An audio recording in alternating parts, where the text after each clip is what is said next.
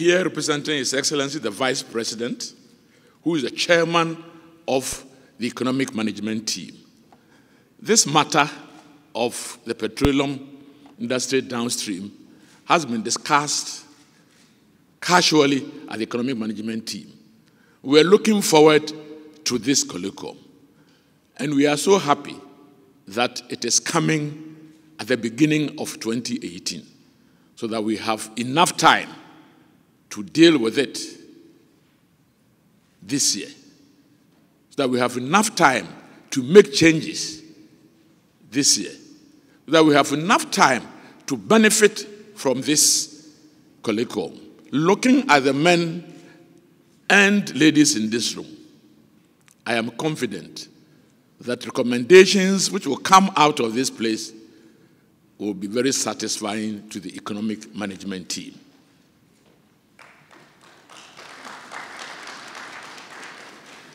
I therefore wish, on behalf of His Excellency the Vice President, Alhaji Dr. Mahmoud Bawumia,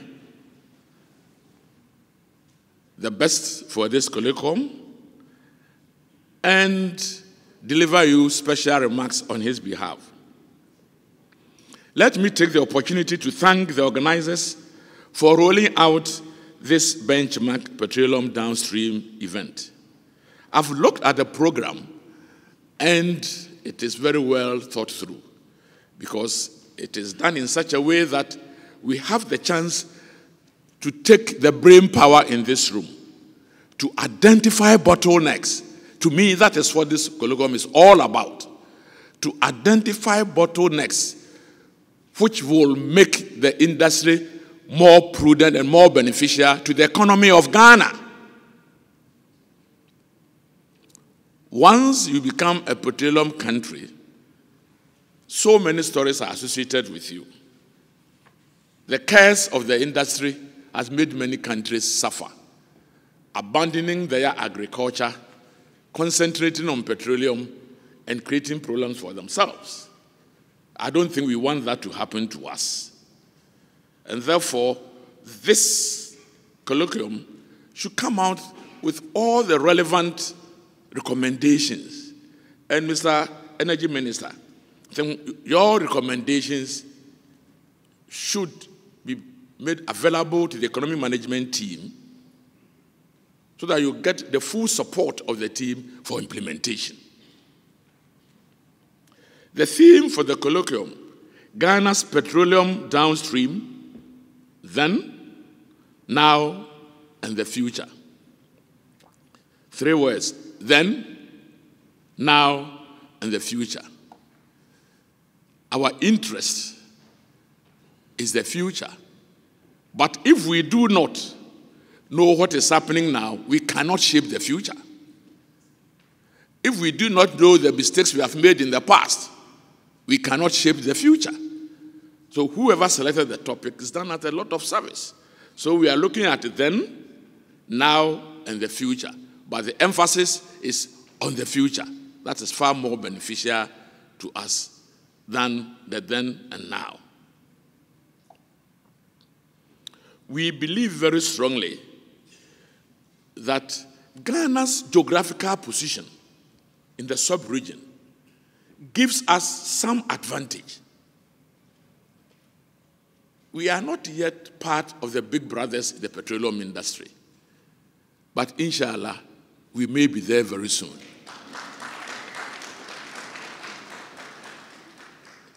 I was talking to a fellow ECOWAS member last week. So, you Ghana, with 100,000 barrels, you're making so much noise. What about those of us with 3.5 million? But we are not making noise. We are trying to streamline things in such a way that when we get into the millions, we will not make the mistakes of others. For the millions, we will surely be there. I am very confident. The industry has given rise to a significant number of new entrants, licensed to operate as petroleum service providers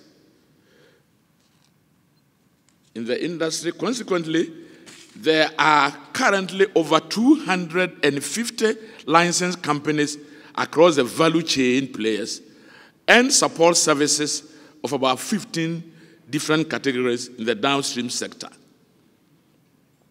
The downstream is the area where many Ghanaians can be involved and be employed very profitably.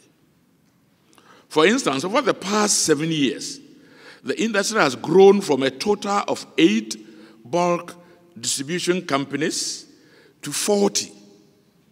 The number of oil marketing companies, OMCs, has grown from 81 to 142,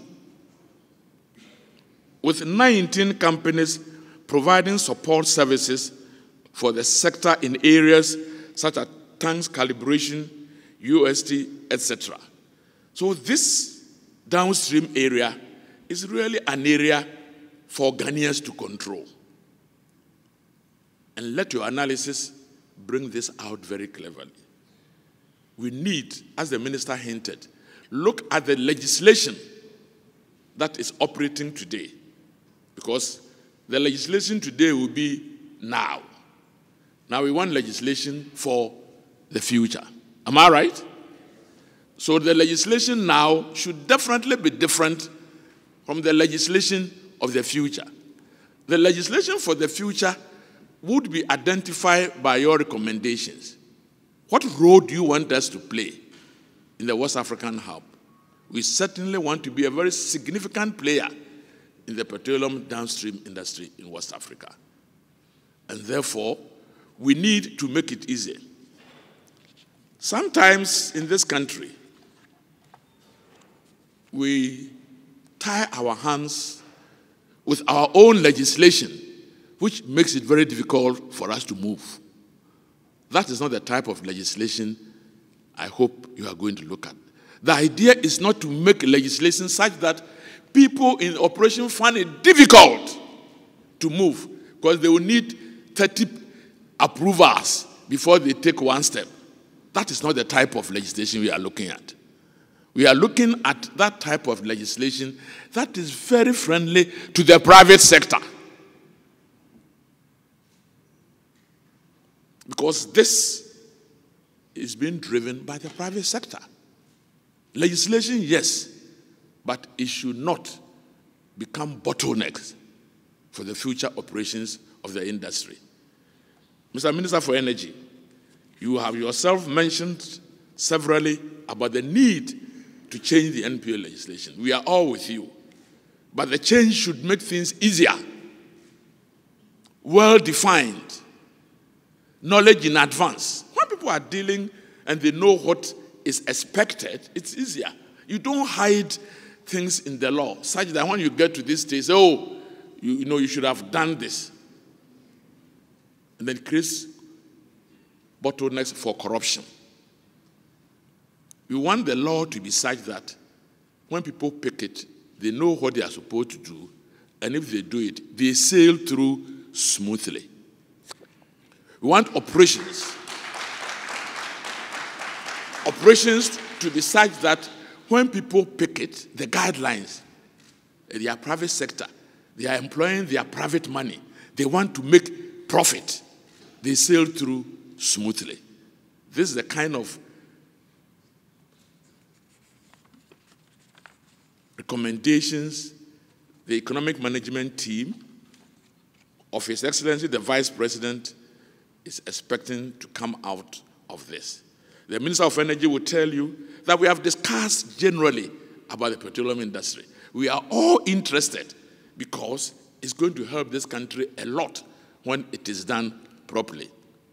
We don't want a situation when Ghana can benefit from say, 100, but because of leakages, we get 40. And the 60 finds its way in private pockets. That's not the type of petroleum downstream we are looking at. What is due to the state must come in whole. What is due to the private sector must go in whole. Deregulation policy. Mr. Minister, the policy was meant to limit or eliminate government's interference or interventions in the downstream petroleum subsector. Under this policy, the private sector has been allowed to participate in the importation of finished petroleum products into Ghana, which historically was done through open and competitive tender, so giving more emphasis to the private sector. The policy, which was implemented in July 2015 by ensuring price decontrol, has eliminated government interferences in the pricing of all petroleum products, which has improved efficiency of the industry due to increased private sector participation. We as a political party believe in the power of the private sector. Anything that improves the participation and efficiency of the private sector, we are all out for it. As the minister and the CEO of NPA told us, we have been very scientific.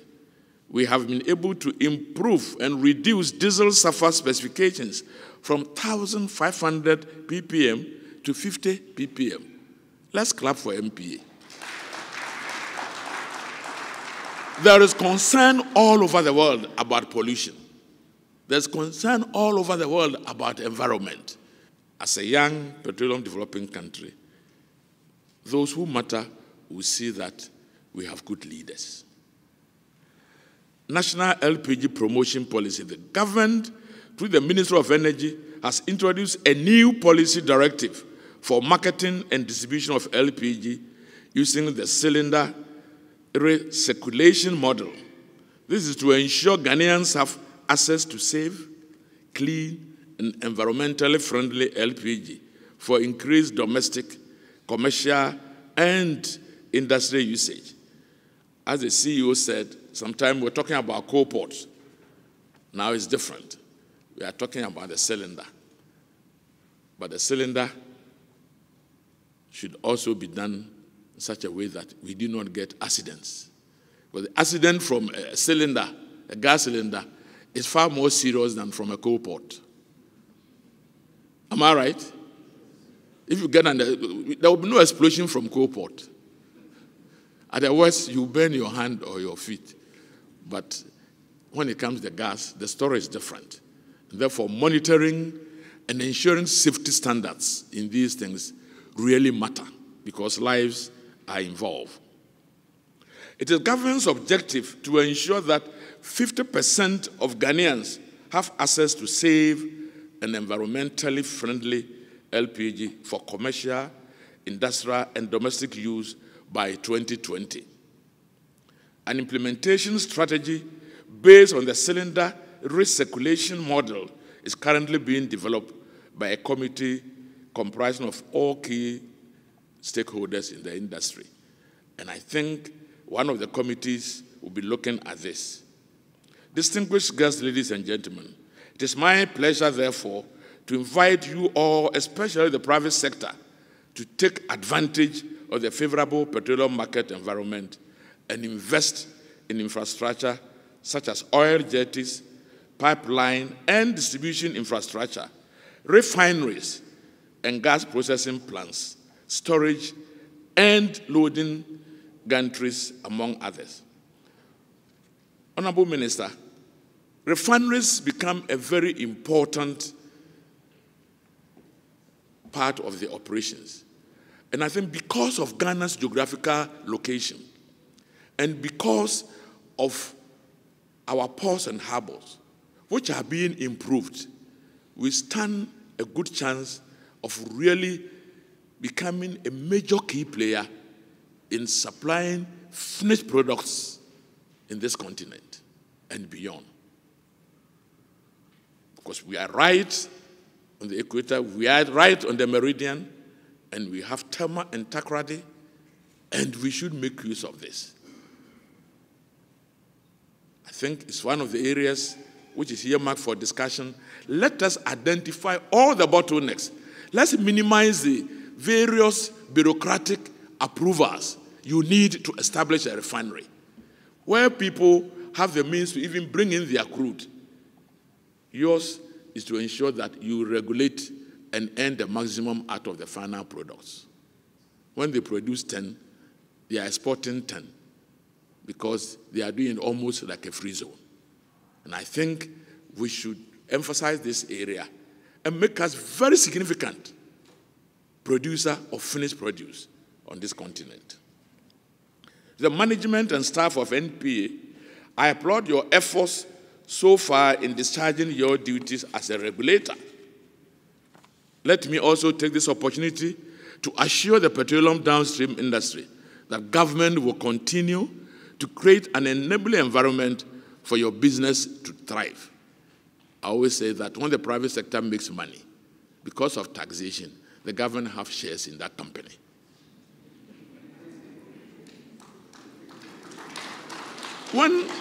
When people make it difficult for the private sector to make money, I don't understand. If your corporate tax is X%, any profit that company makes, yours is X%. What else do you want? Make sure that the companies who come to operate in Ghana make the money so that we can get our X%. You minimize the leakage, we earn more as a country. Let's concentrate on that. Not to make it difficult for the private sector man to make money. Then you are making it difficult for you to get revenue. And that is not your aim. Ladies and gentlemen, this conference offers a platform for key stakeholders across the industry to harmonize policies and opportunities to allow the petroleum downstream industry to deliver the infrastructure and services required for the growth of our economy. For the growth of our economy. We have depended on cocoa, gold, and timber for years. If we plan well, that formula will change, and it will change for better. It is also important that we look at the renewable energy angle. We are on the equator, and therefore we have a lot of sunshine. The development of the solar system is not yet there, but it's moving in the right direction. Let us see how best the renewable energy system can be improved for the benefit of this country to add up to our energy store, as it were, because we have the sunshine by virtue of our location. I have an unshakable belief that the petroleum industry will continue to be a major player for the transformation of our country as it attracts the giants in the oil industry, such as ExxonMobil and others still waiting to come. I'm reliably informed that the big boys are knocking at our door. Honorable Minister for Energy, open the door.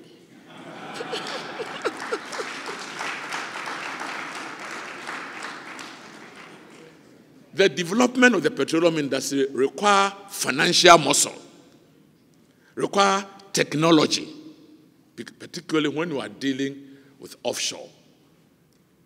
And in that area, very few companies, I'm rather informed, only 4 countries in the world, we call them the big boys, are there. We will have one now. Others are knocking, open the door. I thank the organizers for the excellent organization and the type of people you have brought into this room to discuss and come out with recommendations. I thank you for participating in this gathering, distinguished ladies and gentlemen, and wish you to be at your best in the deliberations. Say what you think will help. There should be no inhibition. We are here to discuss and find solutions to problems. We are here to identify bottlenecks to smoothen the operations downstream. Please be as frank as possible.